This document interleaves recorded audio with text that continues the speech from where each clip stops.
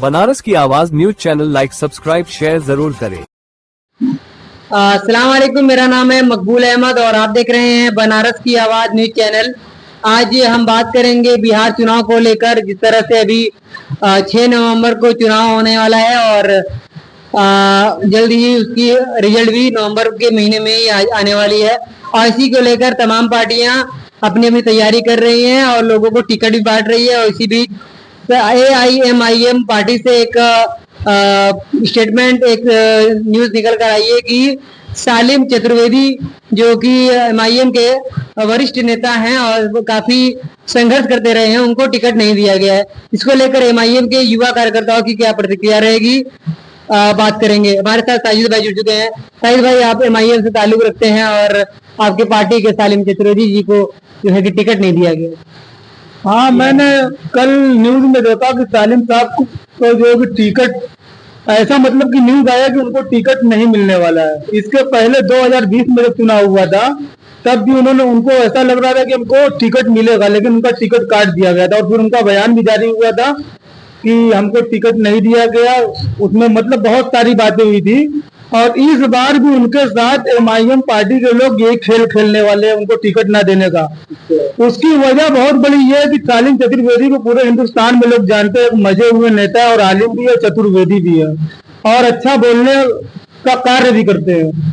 मैं अख्तरुल ईमान से निवेदन करूंगा कि सालिम चतुर्वेदी को टिकट दे, वरना पार्टी के अंदर, बिहार में नहीं, यूपी में नहीं, पूरे हिंदुस्तान के अंदर पार्टी के कार्यकर्ता पे बहुत बुरा असर पड़ेगा और पार्टी के लोग जो है कि आपसे नाउम्मीद होकर इधर उधर जाने की बात भी करेंगे। सालिम चतुर्वेदी ने एक बार सबर किया, 2020 में उनको टिकट नहीं मिला, उन्होंने पार्टी को लड़ाया। आपने एक ऐसे बेईमान नेता को उनकी जगह पे टिकट दिया जो जीतने के बाद चला गया तेजस्वी के पाले में, और आप फिर वही कर रहे हैं। आप सालिम चतुर्वेदी को टिकट नहीं देंगे, फिर उनकी जगह किसी और को पैसा लेकर टिकट देंगे तो फिर वो भी गद्दारी ही करेगा। सालिम चतुर्वेदी को टिकट दिया जाए और उनको टिकट देने से फायदा ये होगा, वो जीतेंगे और जीत कर काम करेंगे, किसी और पार्टी में नहीं जाएंगे। पार्टी क्यों नहीं दे रही है, उनको क्या लगता है?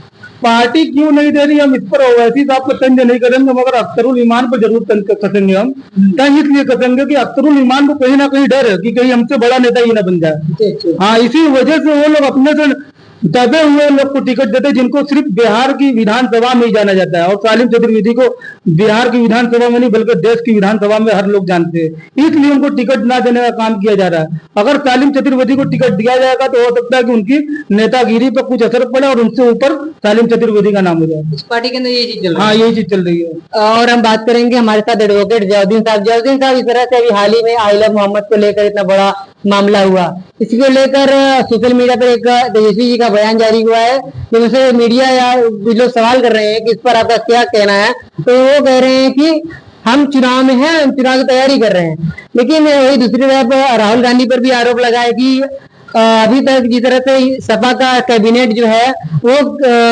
बरेली में जाके लोगों से मिल रहा है, लोगों से मिलने की कोशिश कर रहे हैं, लेकिन राहुल गांधी का एक ट्वीट भी इसको लेकर नहीं आया कि आई लव मोहम्मद को लेकर और बरेली में जो मामला हुआ और जो मौलाना तौकीर रजा साहब की गिरफ्तारी हुई। तो क्या लगता है इसका बिहार चुनाव में कितना असर पड़ सकता है? देखिए, आई लव मोहम्मद जो है, मोहम्मद साहब हमारे लिए जो है सर्वोपरि है। उनसे बड़ा जो है हम किसी को मानते नहीं। वो चाहे बिहार चुनाव के जो है तेजस्वी हुए, चाहे राहुल हुए, जो हमारे इस मामले में नहीं आता, हम उनका सपोर्ट नहीं करते, चाहे कोई भी हो, हमारा कितना वो खास हो। तो कहने का मतलब ये है कि तेजस्वी यादव जो है बिहार में कह रहे हैं कि हम चुनाव में लगे, चुनाव में इसका बहुत बड़ा असर पड़ेगा, क्योंकि सारे मुसलमान उनसे आस्था रखते हैं। खाली बिहार यूपी के नहीं, पूरे वर्ल्ड के जो है मुसलमान आस्था रखते हैं कि मोहम्मद साहब हमारे जो है सर्वोपरि व्यक्ति हैं। इसलिए जो है बिहार चुनाव में इसका बहुत बड़ा इफेक्ट पड़ेगा। और इस बार जो है अगर तेजस्वी जी कह रहे हैं कि हम बिहार चुनाव की वजह से नहीं बोल पा रहे हैं, नहीं कर पा रहे हैं, तो उनको समझ में भी आ जाएगा कि इसका क्या असर होना है। लेकिन एक फैक्ट ये भी है कि जिस तरह से ऑल इंडिया मजलिस इत्तेहाद मुस्लिमीन पार्टी को हमेशा बीजेपी का बी टीम कहा गया, हमेशा बीजेपी को फायदा पहुंचाने के लिए वो अपने लोगों को उतारते हैं, ठीक वैसे ही बिहार में भी हुआ। बिहार में भी उनका कोई जनाधार नहीं है, जब उनको इंडिया गठबंधन में नहीं लिया गया तो फिर 10 सीटों की लड़ रहे हैं। देखिए, हिंदुस्तान में सबको अधिकार है।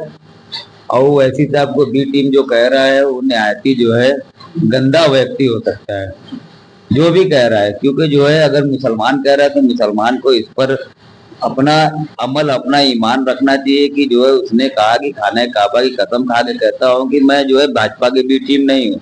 तो जो इस पे अमल, इस पे ईमान नहीं रखता वो ईमान से खारिज है। दूसरी चीज ये है कि जो है वैसी साहब जो है अगर भाजपा की बी टीम होते, भाजपा को जितवाना चाहे तो सिर्फ 10 सीट पे क्यों लड़ते हैं। और कुछ लोगों का मत ये है कि जो है जहाँ पे मुस्लिम वोट ज्यादा है वहीं पे वैसी साहब लड़ाते हैं। क्यों नहीं लड़ाएंगे भाई? भाई वैसी साहब तो जो है अपना ही वोट को पहले बैलेंस बनाएंगे ना भाई। जहाँ पे मुसलमान ज्यादा है वैसी वहां लड़ा रहा है, उसमें क्या गलत कर रहा है? इसका मतलब ये है कि ना तेजस्वी के पास जो उनका अपना वोट है, ना अदर पार्टी के पास उनका अपना वोट है। भाई मुसलमान का वोट अगर जो है मुसलमान को मिल गया तो जो भाजपा की बी टीम हो गई। तो वो तमाम पार्टियां ये दावा करती है कि ये हमारा एरिया है, ये हमारा शहर है, यहाँ हम मजबूत है।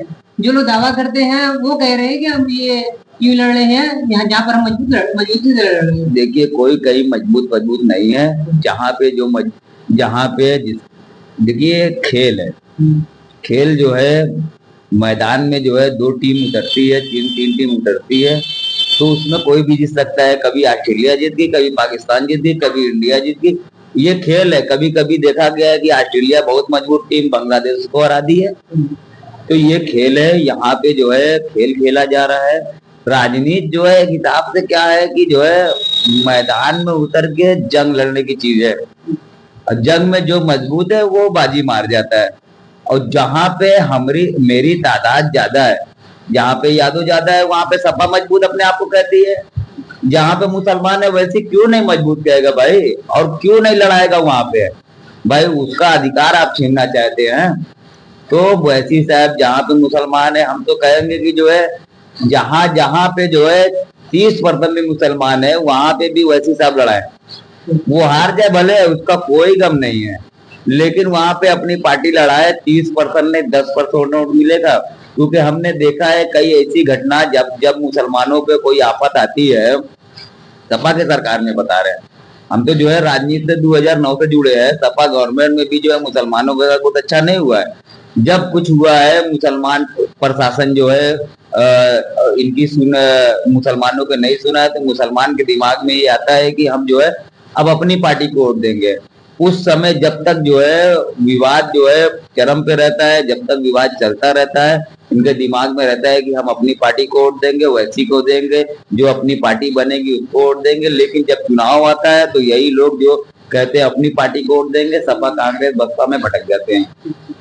किस तरह से देखते हैं? जिस तरह से एक बार फिर साबित हो रहा है कि MIM जो है बीजेपी की बी टीम है, क्योंकि जहाँ जनाधारी नहीं है, जहाँ कुछ है ही नहीं, वहां पे आप आ रहे हैं। देखिए मीडिया महोदय, हम आपसे बता दे रहे, जो व्यक्ति कहता है किसी भी पार्टी को बी टीम, या तो वो जाहिल हो सकता है या गली का आवारा हो सकता है।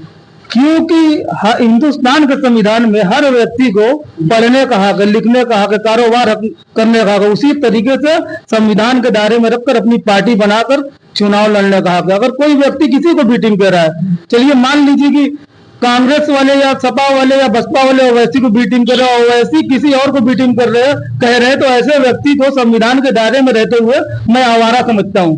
क्योंकि ये आरोप एक आवारा इंसान ही लगा सकता है। तो कोई किसी के लिए, राजनीतिक में कोई व्यक्ति किसी के लिए बी टीम नहीं हो सकता। तो हर है कि जहाँ हम मजबूत है वहाँ क्यों आ रहे हैं भाई? देखिए मजबूत और कमजोर अपनी जगह है। हिंदुस्तान के कोने कोने में हर पार्टी को चुनाव लड़ने का अधिकार है। अगर इस अधिकार से किसी को दिक्कत हो तो खुद चुनाव ना लड़े। वैसी साहब हैदराबाद से यहाँ आते हैं, यूपी के अंदर, बिहार के अंदर, पंजाब के अंदर, दिल्ली के अंदर, तो इन जो कांग्रेस और सपा वाले लोग कहते हैं कि उनको यहाँ नहीं आना चाहिए। आप बताइए कि जब आप पैसा कमाते तो घूमने जाते हैं कश्मीर, बेंगलोर, हैदराबाद, चेन्नई, क्यों जाते हैं भाई? उत्तर प्रदेश में घूमिए। उत्तर प्रदेश में क्यों घूमेंगे? आप अपने बनारस में घूमिए। हम उत्तर प्रदेश से अगर कहीं जाएंगे घूमने, वो पकड़ कर हमको मारने लगे, हमारे यहाँ घूमने क्यों आए हो? तुम बनारस की भी टीम हो। तो ऐसे जाहिलाना लफ्ज को बंद किया जाए और संविधान के दायरे में रहकर चुनाव लड़ता है अगर कोई, तो उसको लड़ने की पूरी आजादी है। और राहुल गांधी पे ये आरोप है कि राहुल गांधी ने बरेली मामले में कोई एक ट्वीट भी नहीं किया, नहीं उनकी बहन जो है वो भी क्या बोलते हैं न्याय यात्रा निकालती है, न्याय यात्रा में शामिल होती है। लेकिन जो न्याय की बात की जाती है, जो अभी मुसलमानों के साथ इतना बड़ा अन्याय हो रहा है, तो उस जो मोहब्बत की दुकान थी वो कहाँ चली गई? देखिए, किसी को जान बोलने तो कोई जान नहीं हो जाता, वही बात है। मुसलमान राहुल गांधी को जान जान चिल्ला रहे हो, लेकिन वो जान बन नहीं पा रहे हैं। जैसे वैसी आप कहते हैं कि मैं लैला हूँ और ये सारे मेरे मजनू हैं, वही जान वाला हाल है राहुल गांधी का। मुसलमान उनको जान जान कहते हैं और उसको पता ही नहीं है। और आई लव मोहम्मद का मुद्दा शायद आप उठा रहे हो कि उन्होंने ट्वीट नहीं किया। तो जब उनको बिहार चुनाव से फुर्सत मिलेगा तब ना उनको ये जुम्मन बिरादरी के लोग दिखेंगे। ये तो बस इलेक्शन आएगा, राहुल गांधी के पीछे चिल्लाने लगेंगे, राहुल गांधी जिंदाबाद। इलेक्शन जाते बाद ओवैसी पर गुस्सा निकालेंगे, किसी की वजह से चुनाव हार गए। राहुल गांधी मोहब्बत की दुकान चला रहे हैं। देखिए, मोहब्बत की कोई दुकान नहीं चला रहा। सियासत का असली चेहरा अगर हिंदुस्तान के अंदर कोई बता सकता तो वाहिद साजिद ओवैसी है। सियासत के अंदर हर व्यक्ति सोचता है कि हमें सत्ता हासिल हो। अगर हम भी चुनाव लड़ेंगे तो हमारी भी यही कोशिश होगी। कोई किसी से मोहब्बत नहीं करता, ये हकीकत आपको बता दे रहे हो। ओवैसी से लेकर राहुल गांधी तक सब सत्ता को पाने की कोशिश में लगे हुए हैं। सत्ता पाना बहुत बेहतरीन चीज है, मगर सत्ता पाने के बाद आपको अपने जनता के ऊपर हर तरीके से बेहतरीन तरीके से काम करना होगा। बस हमारे यहाँ के नेता ये करते हैं कि सत्ता तो पा जाते हैं, मगर जनता से किया हुआ वादा भूल जाते हैं। वो अपना पर्सनल वादा निभाने के चक्कर में लग जाते हैं। ठीक है, बहुत अच्छा लगा बात करके। मिलते हैं अगली अपडेट में। बनारस की आवाज में न्यूज़ चैनल बनना है, जो लोग लाइक करें, सब्सक्राइब करें और दोस्तों में शेयर करें और कमेंट करें कि आप क्या सोचते हैं बिहार चुनाव में जो टिकट आप MIM के एक बड़े नेता को नहीं मिला, और अभी है जो बरेली मामला चला, उस पर राहुल गांधी का ट्वीट नहीं आया, उसको लेकर मुसलमान भी कुछ हद तक नाराज हैं। ये ऐसा बराबर सोशल मीडिया पे भी चल रहा है। और तेजस्वी जी ने जो कहा है कि अभी हम चुनाव में लगे हैं, हम बरेली मामले में कुछ नहीं बोलेंगे। तो जब मुसलमान के मामले पे कोई नहीं बोलेगा तो कौन बोलेगा? और मुसलमानों को किस पार्टी की तरफ जाना चाहिए? बिहार में मुसलमानों की तरफ जाना चाहिए। आप कमेंट बॉक्स में अपनी राय रख सकते हैं।